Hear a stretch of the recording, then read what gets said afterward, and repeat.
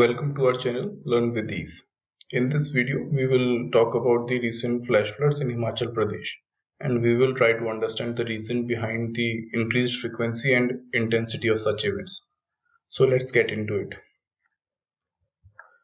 We all know almost every year flash floods related incidents claims hundreds of lives and hundreds of crore worth infrastructure destruction in India. Recent destruction in Kullu district of Himachal Pradesh caused by Byas and its tributaries is an example of such events. जैसा कि आप पहली image में देख सकते हो कि कैसे कुल्लू मनाली हाईवे का एक बहुत बड़ा हिस्सा ब्यास रिवर में बह गया and similarly Triloknath temple Beas river में सबमर्ज हो गया. So now let's try to understand the definition of flash floods. A flood caused by heavy or excessive rainfall in a short period of time, generally less than 6 hours, is known as flash flood. It is usually characterized by raging torrents after heavy rains that rip through riverbeds, urban streets, or mountain canyons, sweeping everything before them. So, in order to understand what we just read, हमें एक basic difference समझ लेना चाहिए कि जो usual flood होती है और जो फ्लैश फ्लड होती है उसमें डिफरेंस क्या होता है. जो यूजुअल फ्लड होती हैं उसमें यूजुअली हमारे पास जो एक छोटी लग्जरी होती है वो है वार्निंग की लग्जरी, कि हमारे पास 3-4 दिन पहले या एक वीक पहले से एक वार्निंग आ जाती है कि जो पर्टिकुलर रिवर है वो डेंजर मार्क से ऊपर फ्लो कर रही है. तो हमारे पास इवैक्यूएशन का टाइम होता है, हमारे पास उसके लिए प्रिपरेशन का टाइम होता है. बट फ्लैश फ्लड्स में हमारे पास ये लग्जरी नहीं होती है, ये हमें सडनली हिट करती है, इसलिए इसका डिस्ट्रक्शन यूजुअल फ्लड से ज्यादा होता है.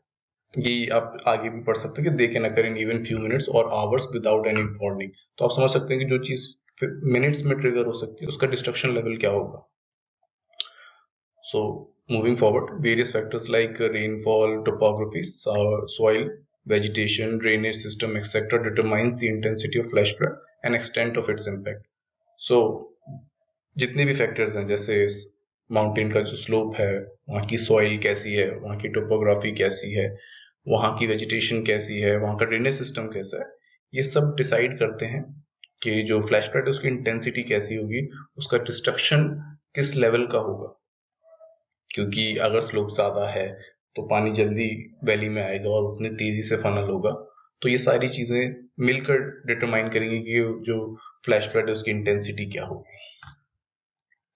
सो अभी तक हमने समझा कि फ्लैश फ्लड होता क्या है, बट अब हम समझेंगे कि जो हिमाचल प्रदेश और उत्तराखंड का रीजन है, यही पर्टिकुलर रीजन क्यों ज्यादा ससेप्टेबल है इस तरीके के इवेंट्स के लिए, और वो भी ये जो जून टू सितंबर वाला जो टाइम पीरियड है, इसी पर्टिकुलर टाइम पीरियड में क्यों ज्यादा ससेप्टेबल है, या फिर ऐसे इवेंट्स इस पर्टिकुलर टाइम पीरियड में ही क्यों ज्यादा होते हैं. तो इसे समझने के लिए हमें दो फिनोमेना समझने पड़ेंगे, south west monsoon and western disturbances. तो पहले साउथ वेस्ट मानसून को समझते हैं. South west monsoon period June to September. आप बेसिकली साउथ वेस्ट मानसून इससे समझ लीजिए, जो हम यूजुअली बोलचाल की भाषा में रेनी सीजन बोलते हैं, वही साउथ वेस्ट मानसून होता है. It is the most important season of India. 80% of Indian rainfall occur in this season. तो ये पर्टिकुलर स्टेटमेंट आपको बता सकती है कि कितना इंपॉर्टेंट है इंडिया की ज्योग्राफी के लिए, इंडिया की इकोनॉमी के लिए. क्योंकि आप समझ सकते हैं कि एक पर्टिकुलर सीजन में अगर एक कंट्री की 80% रेनफॉल हो रही है, तो जो उसका एग्रीकल्चर है, जो उसका डे टू डे लाइफस्टाइल है या अब लाइवलीहुड है लोगों का, वो इस पर्टिकुलर सीजन पे कितना ज्यादा डिपेंड कर रहा हो या फिर इसके अराउंड कितना रिवॉल्व कर रहा हो. तो अब हम ये समझने की कोशिश करते हैं कि साउथ वेस्ट मानसून में होता क्या है, मतलब ये इंडिया की तरफ कैसे आता है, इसमें होता क्या है, क्या इसे ट्रिगर करता है, या फिर जो बारिश है वो इंडिया में कहाँ से आ रही है और क्यों आ रही है.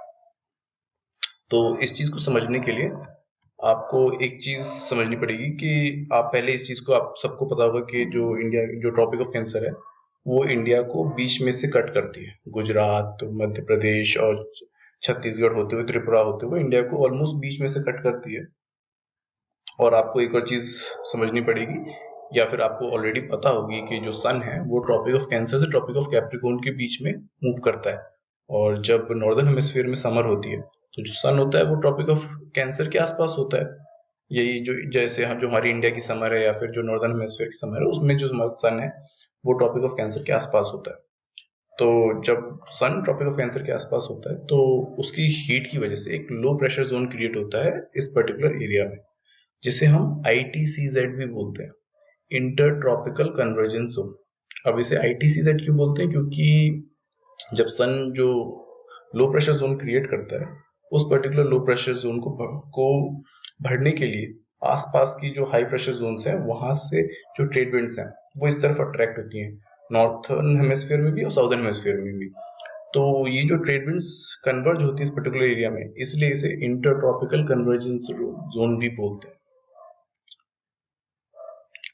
तो जो मॉनसून रेन का जो रीजन है वो इस तरह से होता है कि जो साउदर्न हेमिस्फीयर की ट्रेड विंड्स है जो नॉर्दर्न हेमिस्फीयर के समर के टाइम पे ऑस्ट्रेलियन रीजन के आसपास होती हैं, तो वहां से वो इस पर्टिकुलर लो प्रेशर जोन की तरफ अट्रैक्ट होती हैं एंड वो ट्रैवल करना शुरू करती हैं।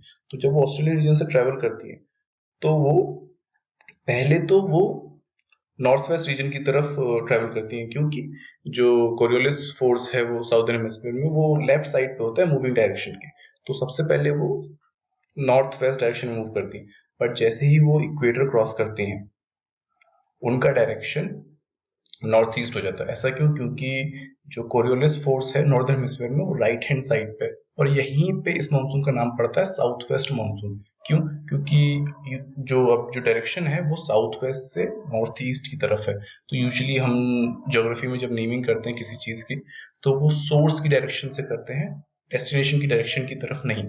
जहां से वो सोर्स शुरू हो रही है जिस डायरेक्शन से, हम उस बेसिस पे नेम करते हैं। जैसे हम ईस्टर्लीज होता है, वेस्टर्लीज होता है, तो वेस्ट से शुरू हो रही है, ईस्टर्लीज ईस्ट से शुरू होती है। Similarly south west monsoon south west से शुरू होता है इक्वेटर के बाद।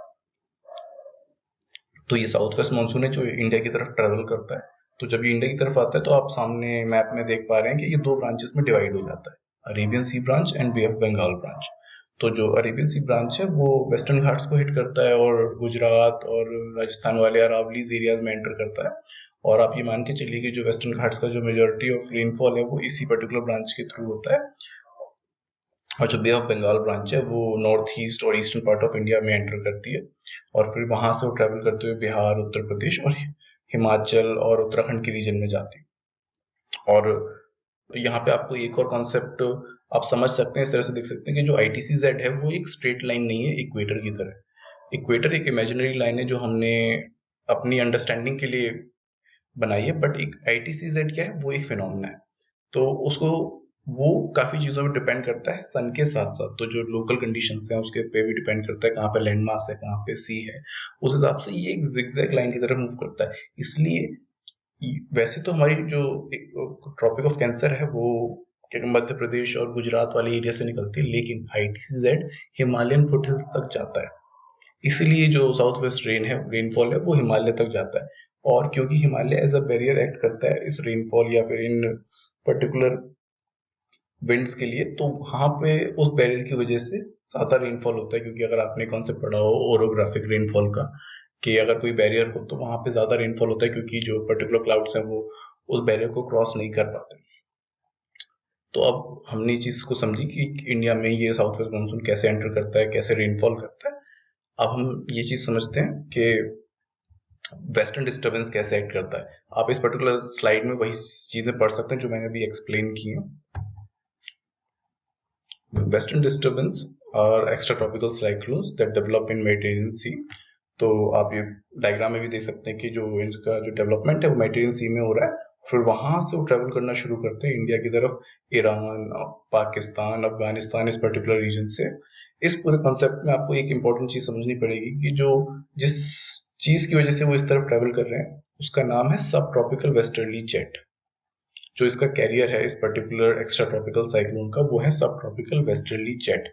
यहाँ पे जो जेट है वो मतलब कि उसका मतलब जेट स्ट्रीम से है, तो आप जेट स्ट्रीम अपने आप में एक पूरा टॉपिक है। तो अगर उसे अब इस वक्त तो एक्सप्लेन नहीं किया जा सकता, लेकिन अगर आपको उस पर एक्सप्लेनेशन चाहिए तो आप हमें बता सकते हैं, बाद में उस पर एक वीडियो बनाने की कोशिश करेंगे। लेकिन अभी के लिए आप इतना समझ लीजिए कि जो जेट स्ट्रीम इसमें इन्वॉल्व है वो है सब ट्रॉपिकल वेस्टर्ली जेट। तो ये सब tropical westerly jet western disturbance को इंडिया में लेकर आती है नॉर्थ वेस्ट डायरेक्शन से, और फिर ये इंडिया में दो ब्रांचेस में एंटर करता है। एक ब्रांच जो ग्रेटर हिमालयस की तरफ जाती है और दूसरी ब्रांच जो शिवालिक्स और लेसर हिमालयस की तरफ आती है। तो ग्रेटर हिमालयस में ये स्नोफॉल का रीजन बनते हैं, और ये लेसर हिमालयस और शिवालिक्स में ये रेनफॉल का रीजन बनते हैं। तो इसमें जो समझने वाली बात ये है वो ये है कि पहले क्या होता था, या यूजुअल जो बिहेवियर है वेस्टर्न डिस्टर्बेंस का, वो ये होता है कि ये विंटर्स में एक्टिव होते थे। तो अगर आपने यूजुअली देखा होगा, अगर आप नॉर्दर्न पार्ट में रहते हो इंडिया के, कि न्यू ईयर के आसपास या दिसंबर या जनवरी के आसपास इंडिया में बारिश होती है, और वो बारिश वेस्टर्न डिस्टर्बेंस की वजह से होती थी। लेकिन अब क्या हुआ है कि वेस्टर्न डिस्टर्बेंस का बिहेवियर थोड़ा सा बदल गया है। बदलने का मतलब कि वेस्टर्न डिस्टर्बेंस अब ये जो मानसून वाला टाइम पीरियड है, जैसे जून जुलाई का टाइम पीरियड है, मई का टाइम पीरियड है, इसमें भी एक्टिव होने लगा है। अगर आपने आजकल देखा हो कि अप्रैल में भी बारिश होती है, तो अप्रैल में जो नॉर्दर्न इंडिया में बारिश हो रही है उसका रीजन वेस्टर्न डिस्टर्बेंस है, जो कि पहले नहीं होता था। वेस्टर्न डिस्टर्बेंस पहले विंटर का फिनोमेना था, बट रिसेंट में जो क्लाइमेट चेंज हुआ है और भी बहुत सारे फैक्टर्स हैं जिसकी वजह से वेस्टर्न डिस्टर्बेंस का जो बिहेवियर है वो चेंज हुआ है, और अब वो मानसून पीरियड में भी एक्टिव होता है।